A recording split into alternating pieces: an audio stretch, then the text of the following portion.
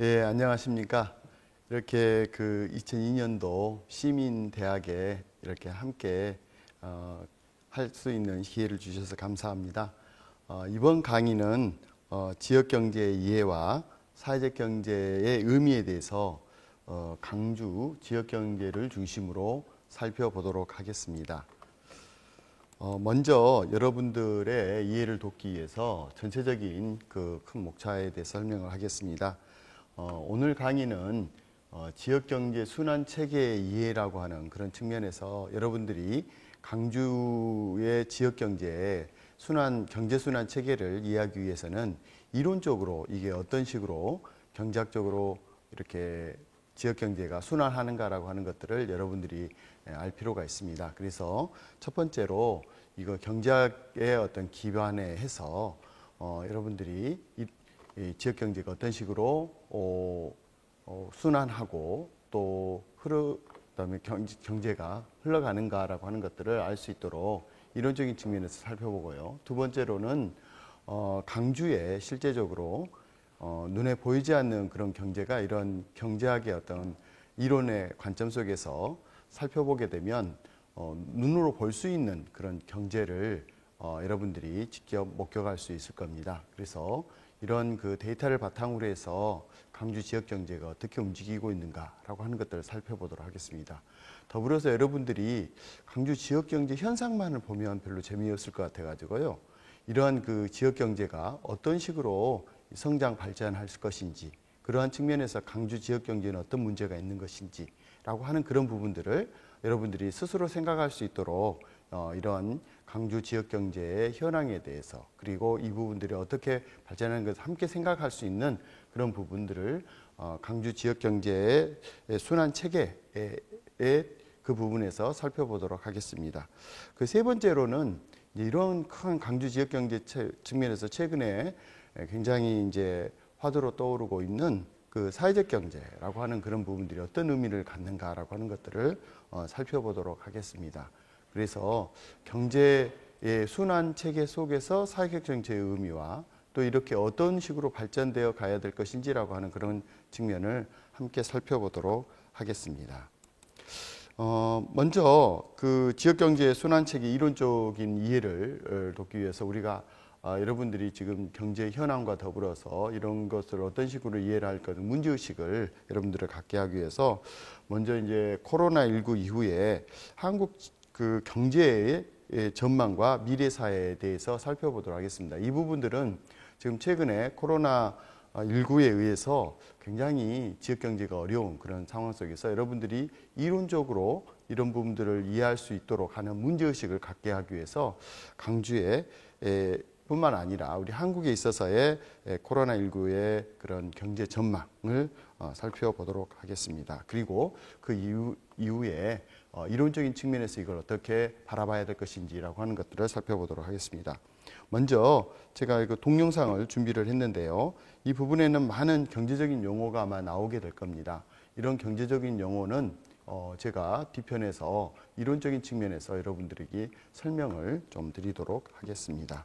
그럼 먼저 그 동영상을 좀 시청을 하도록 하겠습니다. 코로나19로 우리 경제는 어떻게 될까요?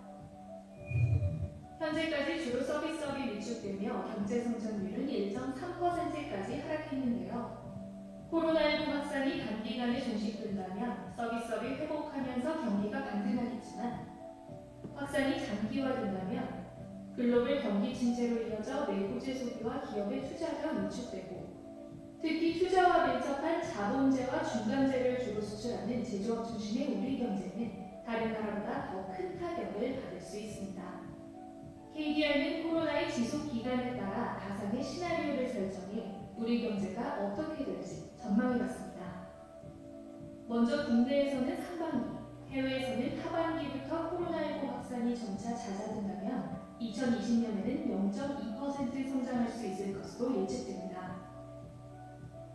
상반기에 위축됐던 외국인 국내 소비는 하반기에 대부분 해소되지만 국가 간 이동이 천천히 풀리면서 외국인의 해외 소비와 외국인의 국내 소비는 내년까지 부진하겠습니다.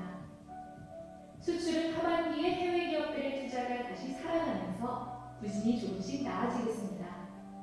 하반기까지 국내 경제활동이 정상화되더라도 고용은 시차를 두고 내년에야 회복되고 내년까지는 GDP가 기존 경로에 이르지 못할 것으로 전망됩니다. 다음으로 치료 방법과 백신 개발로 코로나19 확산이 전 세계적으로 빠르게 둔화된다면 1.1%까지 성장할 수 있습니다. 국가 간 이동을 기피하는 심리가 남아있어 국내외 여행객들의 소비는 올해 말까지 부진하겠지만 글로벌 투자가 회복되면서 국내 소비, 수출, 고용은 하반기에 반등할 수 있어 GDP는 2020년 말에 기존 경로로 돌아갈 수 있습니다. 마지막으로 전 세계 코로나19가 다시 확산된다면 경제 심리가 계속 위축돼 성장률은 마이너스 1.6%까지 떨어지겠습니다. 수출은 급격히 위축됐다가 내년에야 천천히 회복되고 소비는 내년까지 부진하겠는데요. 취약한 기업과 가게가 파산하고 대규모 실직까지 발생하면 부실 대출로 금융시장까지 자금 경색을 겪을 수 있습니다. 결국 코로나19가 종식되더라도 경기가 더디게 회복되고 경제 전반의 생산성까지 떨어져 GDP는 2021년의 기존 경로를 크게 밑돌고 중장기적으로 하향 조정될 수 있습니다. 코로나19로 우리 경제의 성장세가 빠르게 위축되고 있습니다. 만약 대규모 기업 파산이나 실업이 발생한다면 경기 침체가 더 심해지고 회복도 어려울 수 있는 만큼 자금 사정이 어려운 가계와 기업에 대출을 지원하고 일자리도 지킬 수 있는 적극적인 정책이 필요합니다. 다만 이런 노력이 중장기적인 재정 건전성 악화로 일시되지 않도록 코로나19가 지나간 뒤에는 재정 건전성을 어떻게 관리할지에 대한 계획과 의지를 명확하게 밝혀야 합니다.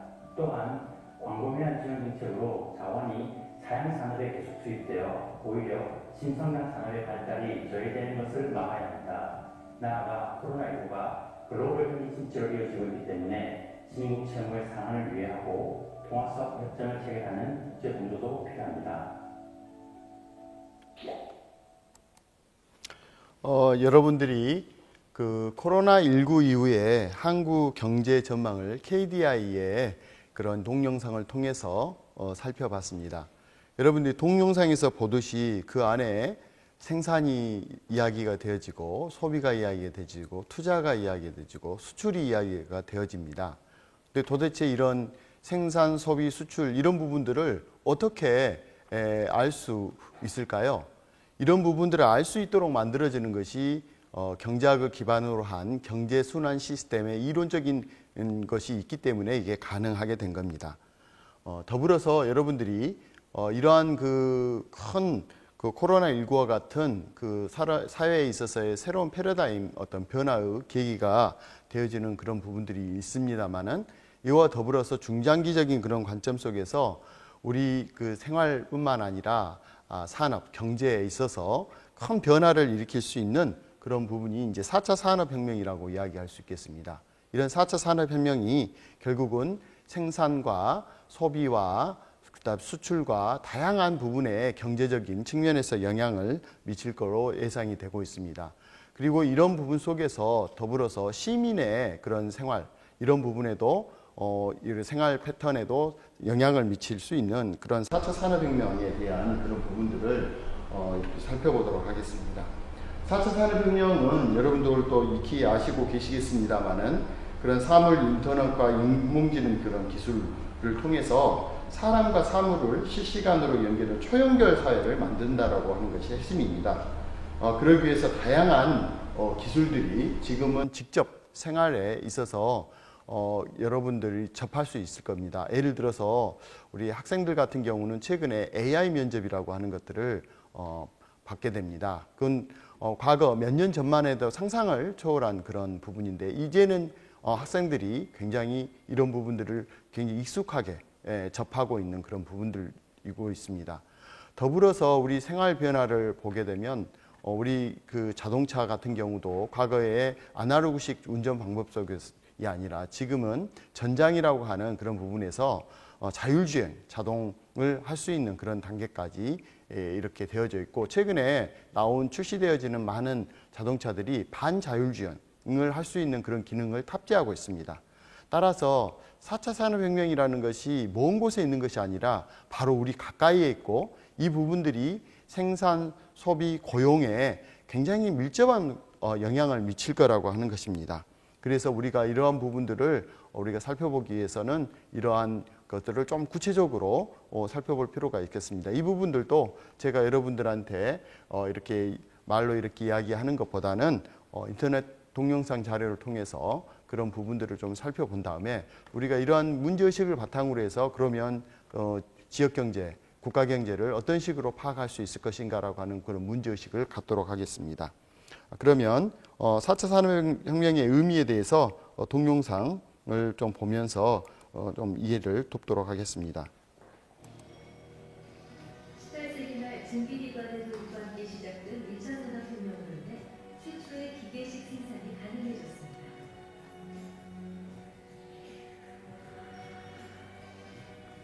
약 100년 후 2차 산업혁명을 통해 본격적인 대량 생산 시대를 진입하게 되죠.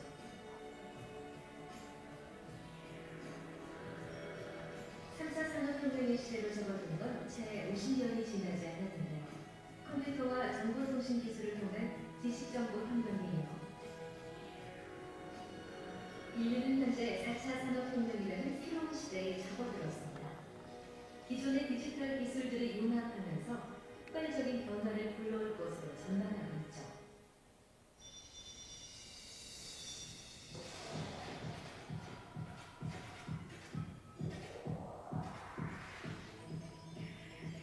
산업혁명의 핵심 기술 중 하나는 사물인터넷, 다시 말해 사물에 부착된 센서를 이용해 실시간으로 데이터를 주고받는 기술을 말합니다. 똑똑해진 사물들은 사람의 개입 없이도 실시간으로 정보를 주고받고 이는 사람과 도시, 지구를 하나로 묶는 초연결 사회를 구현할 것으로 전망하고 있습니다. 사물 인터넷으로 인해 우리의 일상은 어떻게 달라질까요?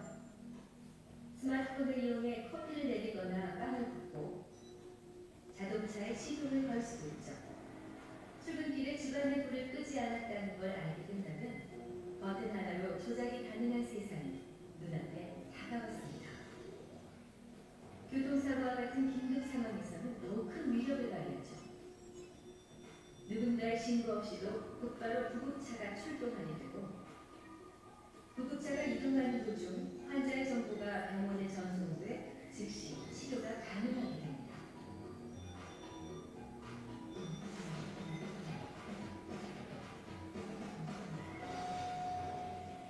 이세돌 구단이 2차전에서도 인공지능 알파고에 졌습니다. 알파고는 끝내기에 약점이 있다는 인간의 분석을 뒤늦게라도 하듯 막판 승부로 허를 찔렀습니다. 이세돌 구단과의 대국에서 거둔 알파고의 승리 역시 4차 산업혁명의 파장을 예고하는 사건이었죠.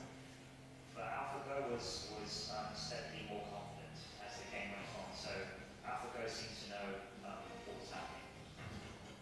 사람에겐 천년이 걸리는 100만 원의 대국을 4주 만에 획득하고 스스로 실력을 키운 것이죠. 사람의 개입 없이 운전하는 자율주행차 역시 갈수록 똑똑해지고 있습니다. 센서를 통해 장애물을 인지하고 주차를 하는 등 숙련된 운전자와 같은 실력을 갖추어 나가고 있죠. 이렇게 지능과 자율성을 갖게 된 기계들은 공장 안까지 침투하고 있는데요. 사람의 손 대신 로봇 팔이 가득한 스마트 공장이 확산되고 있습니다.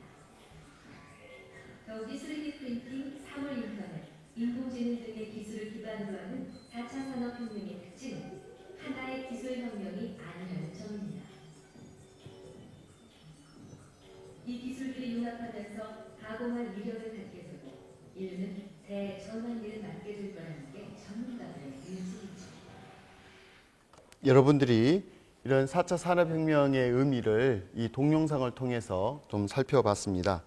여러분도 아시겠지만은 이 4차 산업혁명은 그 인간, 그 사람 중심과 연결되어진 기술이 그런 노동이나 생산 이런 거 연결되어 있는 그런 부분이기 때문에 그 경제에 미치는 영향이 굉장히 크다라고 이야기를 할 수가 있겠습니다.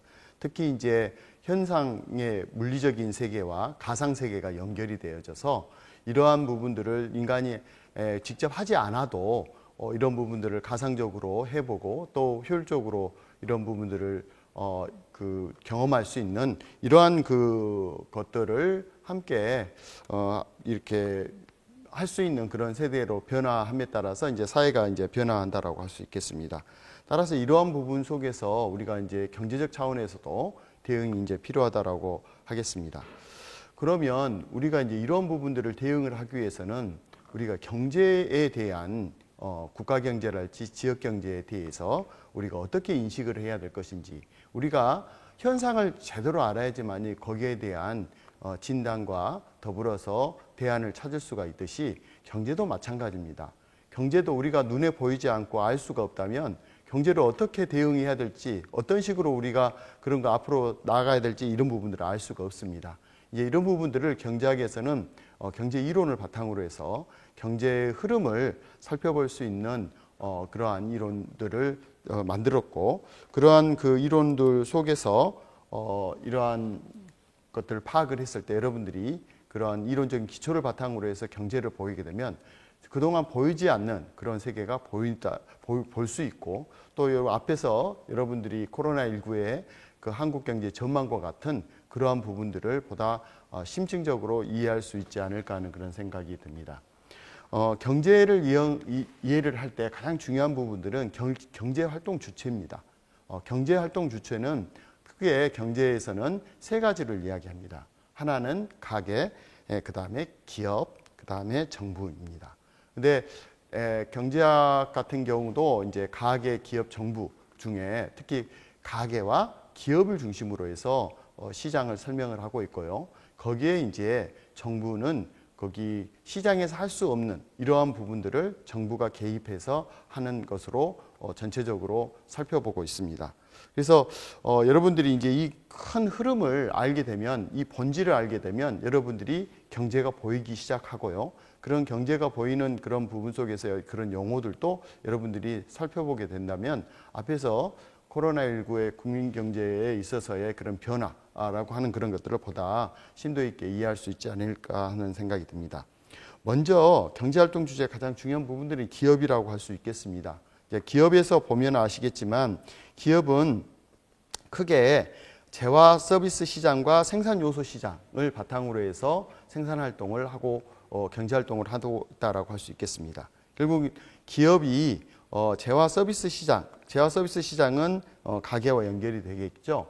가계는 우리가 일반적으로 수요자라고 이야기를 할 수가 있겠는데, 이와 같이 이런 그 재화 서비스, 우리가 이제 여러 가지 생산 활동을 하는 그 결과물을 재화 서비스 시장에 내놓으면 그것을 시장을 통해서 교환이 이루어지죠. 이와 같이 기업은 재화 서비스 시장을 제품을 팔아서 판 제품의 수입으로 기업이 수입을 갖게 되는데, 그런 수입을 갖게 되는데 기업이 이제 생산 활동을 하려면 어떻게 필요합니까? 생산 요소가 필요한 거죠. 여기서 생산 요소는 뭐 임금이, 노동에 대한 대가 임금을 지불한달지, 아니면은 토지에 대한 임대의 대가로 지대를 지불한달지, 아니면 이런 생산 활동에 여러 가지 부가가치를 얻게 되는 그런 부분에서 이윤을 갖게 되는 그런 부분들이 있게 되는데, 결국은 이제 기업이 재화 서비스 시장과 생산 요소 시장을 통해 거래를 통해서 수입을 얻게 되고, 이 수입을 얻는 걸 바탕으로 해서 일정 생산 요소를 구매를 통해서 경제 활동을 가게 됩니다. 이 반면에 가계는 어떠냐면, 이런 우리가 가계에는 우리가 재화 서비스 시장에서 재화 서비스를 얻기 위해서는 뭐가 필요합니까? 거기에 대한 대가를 지불을 해야 되죠. 그 지불을 어디에서 얻느냐면 가계가 가지고 있는 노동이랄지 토지랄지 자본이라고 하는 이런 생산 요소를 갖고 있습니다. 이 생산 요소를 생산 요소 시장에 내놓게 되면 이 부분에서 이제 기업과 가계가 서로 상호작용을 통해 가지고 거래를 하게 되는 거죠. 거기서 어떤 일정한 가격을 통해서 구매를 하게 되는데, 가계는 생산 요소 시장에 자기가 가지고 있는 노동이랄지 토지랄지 자본을 내놓게 되고, 기업은 여기에 필요로 한 생산을 필요로 하는 이런 부분들을 생산 요소 시장에서 구입을 하게 되는 겁니다. 그리고 가게는 마찬가지로 거기에서 얻은 이 수입을 가지고 거기에 따라서 자기가 갖고 싶고 하고 싶은 재화 서비스를 얻게 되는 그런 시스템으로 이렇게 시스템이 형성이 돼 있다라고 볼 수가 있겠습니다. 우리가 이제 이 부분에 여러 가지 부분들이 복잡하게 얽혀 있습니다만은 본질적으로 경제를 보게 되면 이런 기본적인 요소를 통해서 작동하고 있다라고 하는 거죠. 시스템을 통해서. 그래서 이제 이러한 것들을 통해서 결국은 이런 것들이 어떻게 결국 시장에서 가격이 결정이 되고 그 가격 속에서 재화 서비스를 제공하고 하고 있는 거죠. 예를 들어서 생산요소 시장은 가게가 가지고 있는 노동이랄지 토지랄지 자본이 있을 겁니다. 이런 부분들을 이렇게 시장에 내놓게 되면 거기에 맞는 부분들을 기업들은 그 부분을 구매를 하게 되죠. 구매를 하기 위해서는 일정한 수요자와 공급자가 일정한 그 수요자 공급자가 그 바라는 그러한 그 가격이 형성이 될 거고요. 그 가격에 의해서 거래가 이루어지는 것이죠. 그래서 이것을 아담 스미스는 보이지 않는 손이라고 이야기했습니다. 그래서 이런 걸 통해서 거래가 이 생산 요소 시장과 재화 서비스 시장에서 이루어진다라고 하는 것이고요. 이것이 실질적으로는 본질적으로 경제의 활동에서 우리가 이루어지고 있고 이 부분들을 우리가 이제 화폐 가치로서 측정을 해서 이 부분들을 우리가 눈으로 볼 수 있도록 하는 것이라고 할 수가 있겠습니다. 그러면 여러분들이 제가 앞에서 설명한 것은 실은 굉장히 단순한 가계와 기업, 경제활동 중에 가계와 기업만 가지고 설명을 했습니다. 하지만 현실의 그러한 경제를 보게 되면 가계와 기업에 의해서 본질적으로 시장을 통해서 거래가 이루어지고 생산활동과 그 경제활동이 이루어집니다만은 이 부분에 또 중요한 핵심적인 그런 요소가 있습니다. 그 하나는 정부입니다. 정부는 가계와 기업의 생산활동 속에서 기업과 가계가 이 지불을 하는 세금이죠. 조세라고 하는 그걸 바탕으로 해서 지출을 하게 됩니다. 정부는 그렇기 때문에 항상 정부의 활동 반경은 가계와 기업으로부터 받은 조세를 바탕으로 해서 지출을 하게 되어지고 그런 지출 속에서 경제활동을 하게 됩니다. 앞에서 이야기했습니다만 코로나19로 통해서 재정 여력이 떨어진다라고 이야기하는 것이 바로 그런 의미입니다. 결국은 조세가 없으면 지출할 수 있는 돈도 없습니다. 그렇기 때문에 이 부분들은 기본적으로 경제학에서는 경제 시장은 가계와 기업의 경제활동을 통해서 이루어지고 가계와 기업에서 할 수 없는 그 시장에서 할 수 없는 이 부분, 특히 이제 공공재 같은 것이죠. 이런 주인이 없는 공공재, 굉장히 이제 공공재의 필요성이 많죠. 국방이랄지, 뭐 사회 간접 자본이랄지 이런 여러 가지 복지랄지 뭐 이런 부분들은 이 기업들이 제공할 수가 없습니다. 이런 부분들을 이제 정부가 조세를 통해서 이런 시민 가계나 기업이 필요로 하는 그런 정책을 통해서 지출을 하는 거라고 이야기를 할 수가 있겠습니다. 그래서 이제 이러한 그 정부와 해외 부분들을 이제 포함을 해서 이것은 이제 현실의 세계를 좀 반영한 모형이라고 할 수 있겠습니다.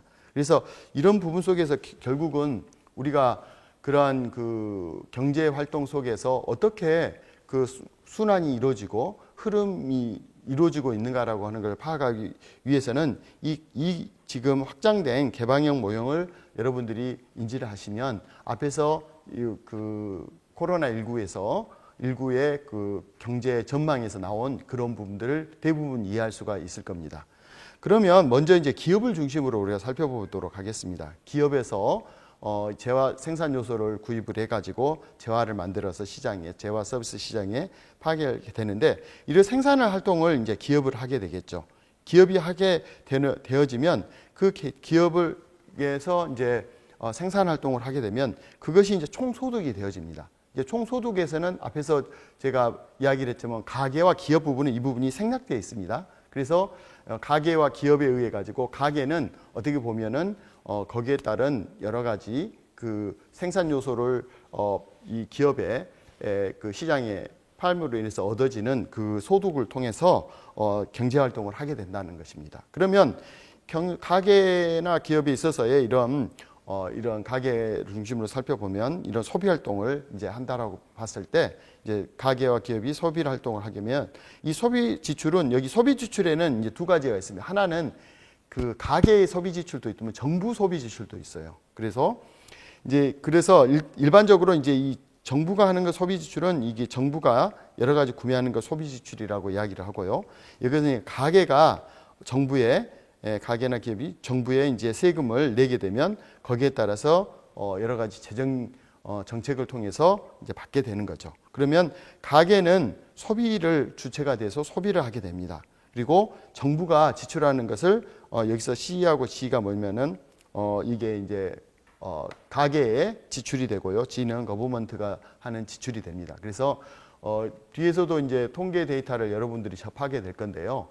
거기에서도 보면은 지출 부분에 C를 가계 지출과 정부 지출로 나누어지게 되어집니다. 그래서 그걸 합산하여서 그 경제 지표를 보는 그런 부분들이 있습니다. 그래서 이런 그 부분들이 이제 여기 정부 지출과 가계 지출과 더불어서 이제 기업들은 이제 투자를 하게 되죠. 그러니까 은행에서 정부에서 여러 가지 그 자금을 빌려서 이제 생산 활동을 하기 위해서는 투자를 이제 하게 되지 않습니까? 그래서 이제 그래서 지출 측면에서 본다면 이것은 가계 부분에서는 소비, 그다음에 이제 기업들이 하는 투자, 그다음에 정부가 하는 이런 정부 지출이 이 지출 측면에서 보는 겁니다. 그리고 여기에 또 하나 이제 빠진 부분이 뭐가 있냐면 이제 우리가 이제 강주 지역 경제가 있지만 강주에서 모든 것을 생산을 해서 재화 그 중간재를 생산해서 생산하는 거 아니죠. 어떻게 되냐면 예를 들어 기아차 자동차 같은 경우는 많은 부분들을 다른 지역에 있는 소재 부품들을 가지고 중간재를 가지고 생산 활동을 하게 됩니다. 그리고 또 해외에 있는 그런 부분들을 가져다가 생산 활동을 하기 때문에 이 부분들을 이출, 이입, 수출, 수입 이 부분들을 순수출로 이제 여기는 표기를 했습니다. 그래서 이것이 이제 총 지출이 되어지는 것입니다. 그래서 결국은 이런 총 지출과 총 소득은 이퀄 한 해 동안 만약에 이제 그러한 것들이 경제 활동을 측정을 한다면 이것은 이게 같다라고 하는 실질적으로 이런 개념 하에서 이런 그 지역 계정을 만들고 국가 계정을 만들어서 이런 패러다임 속에서 경제를 흐름을 측정하는 거다고 여러분들이 생각을 하시면 되겠습니다. 그래서 이런 그 경제 흐름을 측정을 하는 가장 좋은 방법, 생산 활동을 해가지고 그것이 경제 흐름을 어떻게 화폐 단위로 해가지고 그 화폐로 측정하는 것이 가장 중요할 거라고 봅니다. 그래서 앞에서 이제 여러분들이 간단하게 또 이렇게 여러분들이 살펴보기 위해서 가계와 기업만 가지고 살펴보면은 앞에서 설명을 했습니다. 재화 서비스에 대한 부분에서 지출하고 거기에서 기업이 이 생산 요소 구입에 따른 그 가계의 수입을 가지고 지출하는 이런 흐름인데 이 부분들을 세 가지 측면에서 살펴볼 수가 있습니다. 하나는 생산 국민 소득 측면에서 살펴볼 수 있는데 이 부분들은 경제학의 기본적인 그런 원리를 지역 경제도 그대로 가져다 씁니다. 그렇기 때문에 지역 경제를 설명하는 이론과 국민 경제를 설명하는 이론이 유사합니다. 동일합니다. 그래서 뭐 지역 경제도 마찬가지입니다만은 먼저 이제 기본이 이제 국민 경제를 바탕으로 해서 살펴보는 거기 때문에 국가 경제를 바탕으로 해서 이제 살펴보면 먼저 이제 생산 국민 소득은 우리가 재화 서비스를 이제 생산하는 거죠. 그 생산은 각 산업별로 이렇게 생산할 수가 있겠죠. 그걸 다 화폐 가치로 추계하는 겁니다. 그래서 그것을 이제 생산 국민 소득이라고 하고요. 앞에서 있지만 그런 생산한 부분들이 앞에서 이제 또 하나 이 측면에 보면은 지출 측면이 있죠. 뭐냐면 소비, 그 다음에 가계, 그 다음에 정부 지출, 그 다음에 수출 수입과 같은 이런 지출 측면에서 보는 것으로 이렇게 그 흐름을 측정을 하면 그 우리가 경제 흐름을 파악할 수 있지 않겠습니까? 그래서 이제 이 부분이 지출 국민소득입니다. 근데 이제 요소 국민소득은 여기서 앞에서 있지만 생산 요소 시장에도 있지 않습니까? 그렇기 때문에 생산 요소 시장의 그런 부분에서 특히 분배 측면에서 그것을 이제 살펴보는 거라고 할 수 있겠습니다. 그래서 이 부분들은 생산 국민소득, 지출 국민소득, 분배 국민소득은 다 동일합니다. 왜? 1년 동안의 생산 흐름을 파악을 한다고 했을 때는 생산 측면에서 볼 수도 있고 지출 측면에서 볼 수도 있고 분배 측면에서 보는 것이지 경제 흐름은 동일하지 않겠습니까? 이게 관점에 따라 다른 거지 우리가 이걸 여러 가지 측면에서 보기 위해서 이렇게 그 경제 흐름을 측정하는 거라 방법이라고 할 수 있겠습니다. 그래서 세 가지 방법, 세 가지 관점 속에서 경제 흐름을 측정을 했다라고 여러분들이 생각을 하시면 되겠습니다. 그러면 이제 이 부분들을 조금 더 구체적으로 이제 수식으로 를 통해 가지고 굉장히 압축해서 이런 것들을 살펴보게 되면은 여러분들이 쉽게 이 경제를 이해도 할 수도 있을 뿐더러 여러분들이 그 부분을 파악도 할 수가 있습니다. 또 여기에 있는 국민 그 소득 3면 등가의 법칙은 뒤에서 이제 지역 경제의 3면 등가의 법칙도 동일하게 적용이 되고요.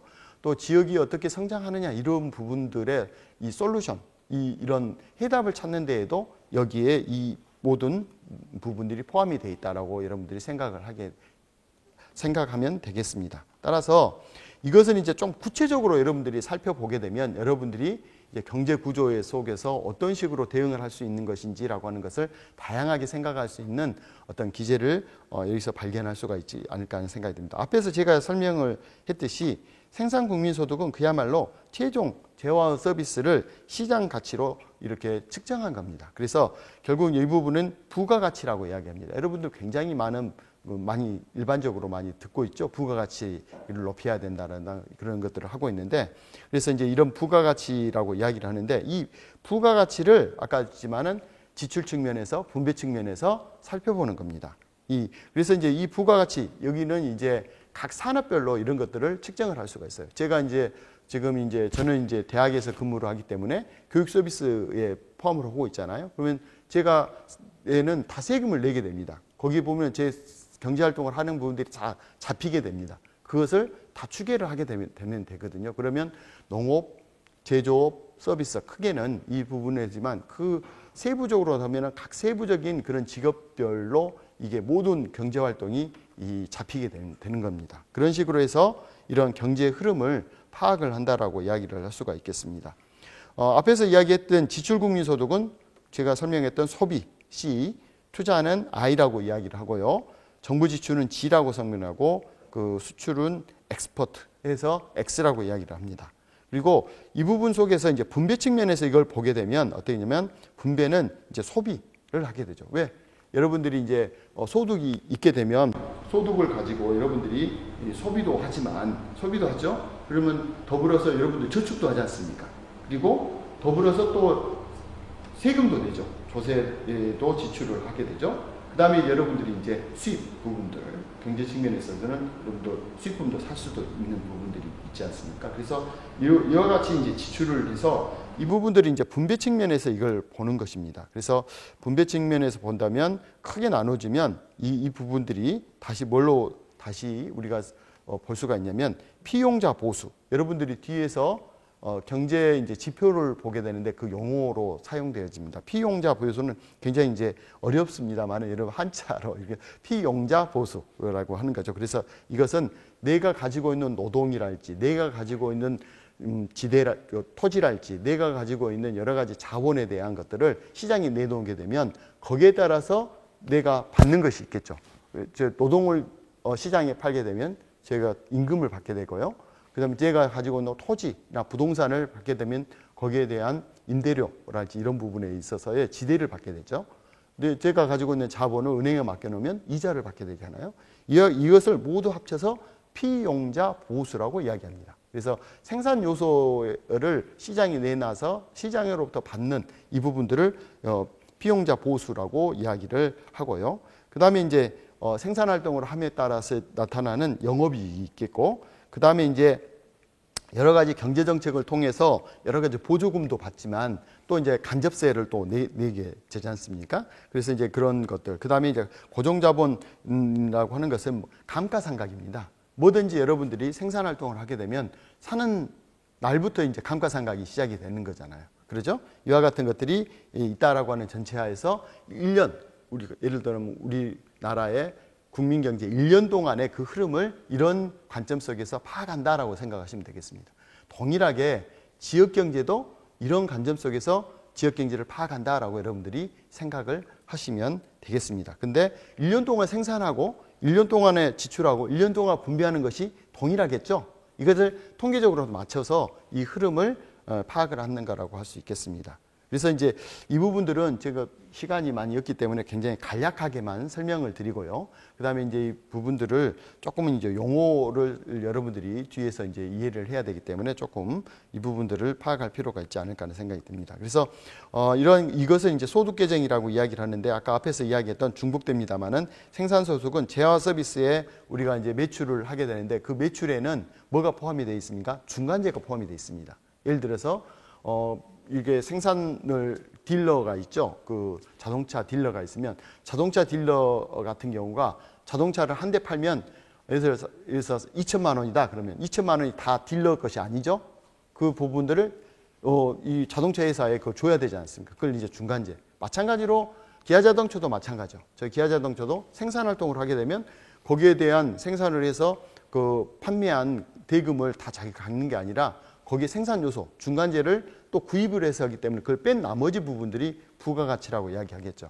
이와 같이 각 산업별로 자기가 기여한 그런 부분의 그런 부분들이 부가가치이기 때문에 그 총 산출액에서 중간재를 빼야 됩니다. 그래서 이렇게 해서 여기 부가가치는 뭐냐면 총 산출액에서 중간 투입재를 뺀 나머지 부분을 부가가치라고 이야기하는 겁니다. 그래서 이제 이것을 그래서 이제 이중 계산을 이제 방지하기 위해서 총 산출액이 있고 부가가치라고 하는 그런 부분들이 있고요. 지출 측면 앞에서 제가 설명을 했기 때문에 소비, 투자, 정부 지출, 그다음에 수출과 수입을 뺀 순수출 이런 부분들이 포함이 되어 있습니다. 그리고 그 안에는 최종 소비 지출에는 두 가지가 있습니다. C라고 해서 민간 최종 소비 지출이 있고요. 그다음에 정부 최종 소비 지출이 있습니다. 이것도 지출이잖아요. 정부가 쓰는 거 구매하는 거기 때문에. 그다음에 이제 뒤에 이제 통계 용어로서는 고정자본 형성이라 했는데 이것이 이제 투자에 해당하는 겁니다. 기업이 투자에 해당하는 거죠. 그래서 이렇게 됐다는 거고요. 분배 측면에서 앞에서 설명을 했기 때문에 뭐 임금이랄지 이자랄지 지대랄지 이혼 이런 부분들을 이제 분배 측면에서 측정하기 때문에 이 분배 측면에서는 이제 그 세 가지 분배 측면에서는 피용자 보수, 영업이익 이걸 바탕으로 해서 분배율도 우리가 살펴볼 수가 있습니다. 그래서 이와 같은 부분인데 이것이 이제 전체를 아우르는 개방형 혼합 경제 체제에 있어서의 그런 경제 순환 흐름입니다. 이것을 이해를 하시면 여러분들이 이 모형을 이해를 하시면 여러분들이 경제 정책에 대해서 많은 부분들을 여러분들이 재현을 할 수가 있습니다. 뒷부분에서도 이 부분들이 나옵니다. 그래서 여러분들이 그것들이 지역 경제 순환 체계라고 하는 것들이 바로 이 그림을 이야기를 하는 겁니다. 이 그림이 굉장히 복잡합니다만은 여러분들이 지금까지 배웠던 이런 가장 시장을 중심으로 한 가계 기업, 그 다음에 정부를 더하고 그 다음에 이제 해외 수출 부분들을 포함을 한다면 굉장히 제가 이야기했던 것이 하나의 도표로 설명이 되어지는 겁니다. 그래서 여러분들이 보시면 이런 것들은 이제 두 가지 측면이 있어요. 우리가 보면은 재화 서비스를 구매를 하면 그 뒤에는 항상 뭐가 따릅니까? 화폐로 지불하는 그 부분들이 따르잖아요. 그래서 금융 부분이 따라오게 됩니다. 그래서 지금까지는 다루지 않았던 이 금융 부분이 이제 굉장히 또 여러 가지 경제 활동이 중요한 팩터입니다만은 우리가 이제 여러분들하고 살펴볼 부분들은 실물 경제를 좀 살펴볼 필요가 있고 그 부분들이 여러분 이해가 높을 것 같아서 저는 단지 실물 경제 중심으로 살펴보도록 하겠습니다. 앞에서 제가 이야기한 것을 다시 이 그림에서 정리를 해드리면 가장 중요한 것은 시장에서 가장 중요한 것은 가계와 기업이고 가계와 기업은 생산 요소 시장에서 생산 요소를 가져다가 생산을 해서 재화를 만들게 되고요. 이 재화를 가계는 재화 요소 시장에서 가지고 온 여러 가지 소득을 바탕해서 소비 지출을 하게 되죠. 그래서 이런 소비 지출을 하게 되는데 정부는 이 부분에서 가계가 이제 정부에 조세를 지불을 하고 기업들도 이제 법인세를 지불하죠. 그런 정부에서 지불을 하게 되면 그걸 가지고 이제 정부는 그 범위 안에서 재정 정책을 하게 되는 것입니다. 여러 가지 그래서 경제 정책을 하게 되는 거라고 할 수가 있겠습니다. 따라서 이러한 그 재화 시장을 형성을 하게 되고요. 이 재화 시장은 해외와 연결이 되어져서 수입과 수출과 통해서 경제 활동을 할 수 있는데 이 지금 흐름을 화폐 가치로 이렇게 환산을 해서 이 화폐 가치로 측정한 것이 바로 이제 경제 순환 체계를 이해할 수 있는 그런 여러 가지 지표가 되고, 여러분들이 그걸 눈으로 보이지 않는 그런 경제가 눈으로 볼 수 있는 그런 경제로 만들어주는 거라고 할 수가 있겠습니다. 결국 여러분들이 이것을 이해를 하게 되면 이 안에 경제 정책이 다 나오게 되고요. 경제를 성장시키기 위해서는 어떤 식으로 해야 될 것인지라고 하는 것들도 이 그림 속에서 나오게 됩니다. 더불어서 여러분들이 그런 그 경제 순환 체계 속에서 이제 사회적 경제라고 하는 것 또 어떤 의미를 갖고 있는가라고 하는 것도 또 바로 이런 경제 순환 체계 속에서 이야기되어진다라고 할 수가 있겠습니다. 여기까지가 아마 여러분들이 이제 이론적인 부분 속에서 여러분들이 용어랄지 경제 순환 체계를 이해하는데 어려움이 있을 것 같아서 제가 설명을 했고요. 이걸 바탕으로 해서 이제 강주의 지역 경제라고 하는 것이 실질적으로 어떻게 되어지고 있는가라고 하는 것들을 이제 살펴보도록 하겠습니다. 자, 그러면 강주 지역의 경제 순환 체계를 살펴보면 앞에서 설명한 것을 그대로입니다. 바로 관점만 틀리지, 바로 지역 경제도 마찬가지로 분배 지역 소득, 생산 지역 소득, 그다음에 지출 지역 소득이라 하는 그런 삼면 등가의 법칙의 바탕으로 해서 경제가 돌아간다는 전제하에서 그 시스템을 살펴보는 거고요. 이건 뭐 앞에서 설명을 했습니다만은 다시 이제 뭐 좀 설명을 하면, 아까 앞에서 생산 재화 서비스를 기업들이 생산을 했을 때 그 생산한 그런 부분들을 바탕으로 해서 소비 지출을 하게 된다고 그랬죠. 이런 소비 지출이 다른 지역과 연계되어지고 있는데, 여기에서 나온 것들이 이제 이걸 지역 차원에서 보면 지역의 차원에서 이제 그 1년 동안에 그런 경제 활동이 되어진 것들을 다 이제 추계한 것이 지역 총생산이라고 합니다. 이 지역 총생산에서 아까 감가상각이 필요하다고 그랬죠. 뭐든지 생산 활동이 이루어지면 그때부터 감가상각이 이루어지기 때문에 그걸 뺀 나머지 부분을 지역 순생산이라고 이야기를 하고요. 지역 순생산에서 이제 간접세를 우리가 세금을 다 내기 때문에 간접세를 기업에서 법인세 같은 걸 뺀 나머지 부분을 지역 소득이라고 합니다. 그래서 실질적으로 지역이 생산 활동을 통해서 지역이 여러 가지 그 본질적인 부분들을 역량을 파악하려면 지역 소득을 봐야 됩니다. 왜냐하면 뭐 앞에서 감가상각이나 이런 부분들은 지역하고 상관이 없는 거잖아요.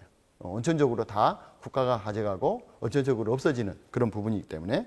그리고 이제 이 지금 지역 소득이 굉장히 중요한데, 이 지역 소득에서 법인세를 내고 직접세를 빼고 그다음에 유보이익 같은 것들을 이거 제한 나머지 부분들을 바탕으로 해서 이걸 보는 것이 이제 개인 소득이요. 개인 레벨에서. 그다음에 개인들이 이제 이런 지책세를 개인이 이제 직접세를 내잖아요. 개인 뭐 여러분들 소득세를 내기 때문에 그런 해당하는 것을 내온 나머지 부분들이 이제 가처분 소득이죠. 이 가처분 소득을 가지고 자기가 소비도 하고 저축도 하고 뭐 이렇게 하게 하는 것이라고 할 수 있겠습니다. 그래서 이렇게 이제 지역 경제가 흘러간다라고 해서 이 부분들은 아까 앞에서 국민 경제하고 동일하죠. 동일하게 지역으로 낮추어서 살펴본 거라고 할 수가 있겠습니다. 그러면 이제 강주가 이제 보면 강주의 인구 추이가 이제 2013년을 기획으로 해서 절대 인구가 지금 감소를 하고 있습니다. 이 감소가 이제 어떻게 될지는 모르겠습니다만은 이 부분들이 이제 지속될 거라고 하는 그런 부분들이 이제 통계청에 있어서의 추세입니다. 이런 그 기본적인 그런 것들이 이제 경제에 있어서의 활동도 포함이 되어지는 인구 추이라고 할 수가 있겠는데요. 그리고 이제 이 부분이 이제 강주 지역 경제를 경제 순환 체계를 제가 표로 작성해 본 거예요. 앞에서 이 표는 어디에 있느냐? 통계청에 보면 여러분 있는 것을 살펴볼 수가 있습니다. 뭐 잠깐 여러분들한테 그것도 보여드릴 수가 있는데, 먼저 설명을 드리고 그 부분에 대해서 확인을 해드리도록 하겠습니다. 앞에서 제가 설명을 했습니다마는 세 가지 측면에서 살펴볼 수 있다 그랬죠. 우리 강주 지역 경제를. 이건 2017년 1년 동안의 강주 지역 경제의 모습을 본 것입니다. 그래서 이 합병 가치로 측정한 게 이것이 이제 지역 내 총 생산, 이게 부가 뒤에서 나옵니다마는 뭐 37조 정도, 약 37조 정도가 되어지고요. 이 순생산물세를 뺀 나머지 부분이 총 부가가치가 35조 정도가 되어집니다. 이 35조가 되어지는데, 이 35조는 어떤 부분하고 있냐면, 이 35조는 뒤에서 이쪽 분배 측면에서 살펴보도록 하겠습니다. 여기 보면은 이제 생산 측면에서 나타난 37조 정도가 되는데 이 37조는 지출 측면에서 30조로 동일하죠. 그렇죠? 이걸 보면은 이 지출 측면에서 아까 뭐라고 됐습니까? 최종 소비 지출은 뭐 어떤 걸로 구성이 됐다고 그래요?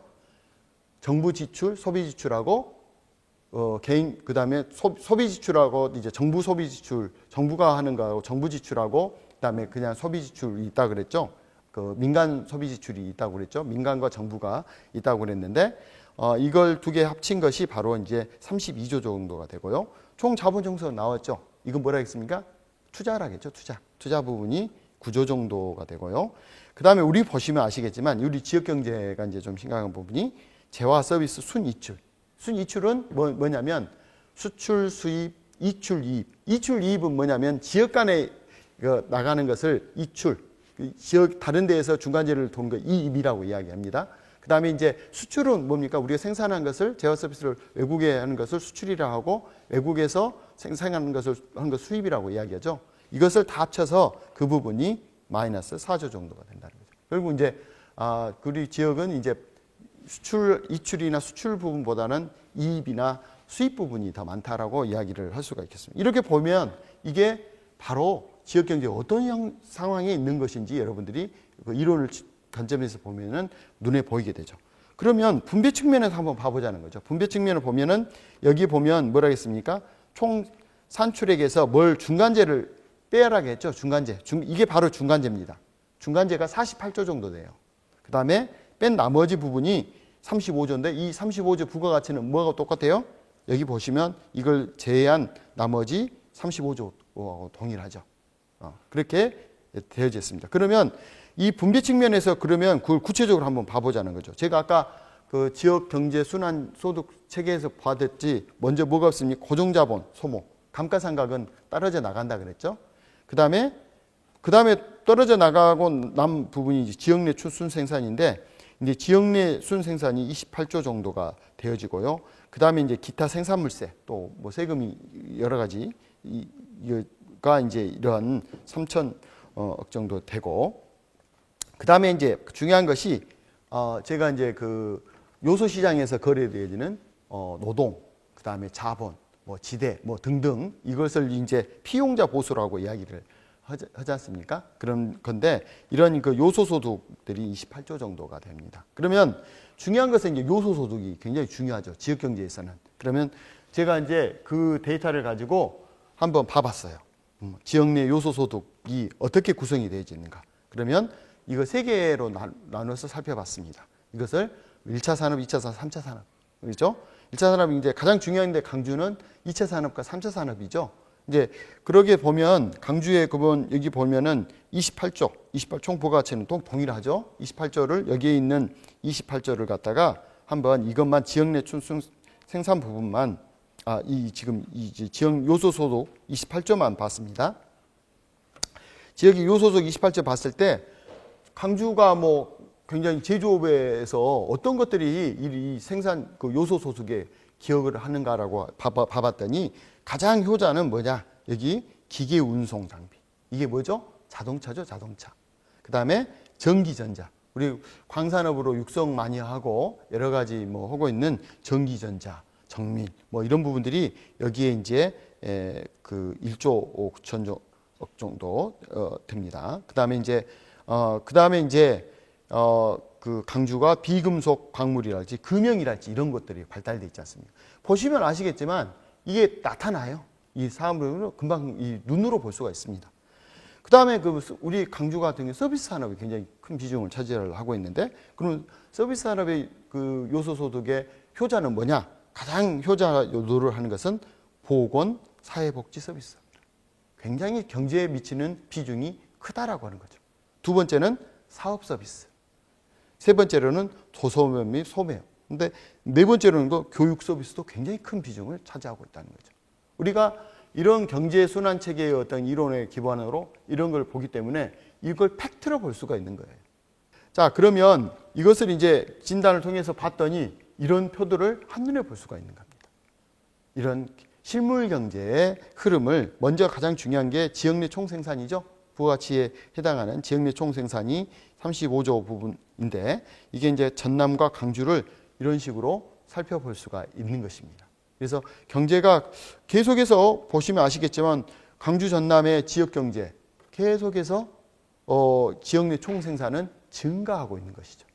근데 이제 문제는 계속해서 이런 증가했던 지금까지 우리가 이제 그 해방 이후에 1950년 이후에 계속해서 지역 내 총생산이 급격히 증가하는 패턴을 갖고 있는데 이제 앞으로의 세계는 이 부분들이 계속 증가한다라고 하는 이런 부분들이 상당히 어려울 수도 있다는 거죠. 정체할 수도 있고 감소할 수도 있다는 거예요. 왜? 여러분도 아시겠지만 가장 기본적인 그런 부분이 총 인구가 지금 감소하고 있죠. 우리나라는 지금까지는 계속 증가를 하고 있어요. 근데 일본의 사례를 보게 되면 일본 사례 같은 경우는 총 일본 같은 경우가 이제 절대 인구가 지금 감소를 하고 있습니다. 일본은 1년에 9만 명 정도가 9만 명이죠. 그 일본의 계속해서 900만 명 정도가 감소를 하고 있는 것 같습니다. 그래서 이제 그 계속해서 지금 절대 인구가 일본은 감소를 하고 있는 상황입니다. 근데 우리도 이제 절대 인구가 감소한다는 인구 예측이 지금 나오고 있죠. 그리고 이제 경제 성장률을 보게 되시면 아시겠지만 경제 성장률도 이런 앞에 이런 지역 내 총생산을 바탕으로 해서 우리가 이 성장률을 매년 전년 대비 여기 보시면 아시겠지만 지역 내 총생산률 전년 대비 얼마만큼 증가했는가라고 하는 이런 것들을 살펴볼 수가 있습니다. 그래서 전년 대비해서 어떻게 가고 있는가를 살펴볼 수가 있는데 결국은 이제 강주, 전남, 전국을 이렇게 살펴볼 수가 있는 것입니다. 그래서 이제 2017년도에 강주는 2017년도만 해도 좋았죠. 1.6% 증가. 전년 대비해서 지금은 이제 올해는 마이너스라고 이야기를 하죠. 이런 걸 가지고 이제 이야기를 하는 거예요. 그다음에 중요한 것은 이제 전체 지역 내 총생산도 중요하지만 인구당 1인당 지역 내 총생산이 굉장히 중요하겠죠. 개인이 어떻게 되냐 이 부분도 보시면 아시겠지만 지속적으로 2008년부터 증가하고 있다라고 하는 것을 알 수가 있습니다. 그래서 이제 이게 강주가 제일 밑에죠. 그래서 이제 이 강주가 1인당 2,300만 원 정도가 되어지는 것을 이런 것들을 통해서 알 수가 있는 것입니다.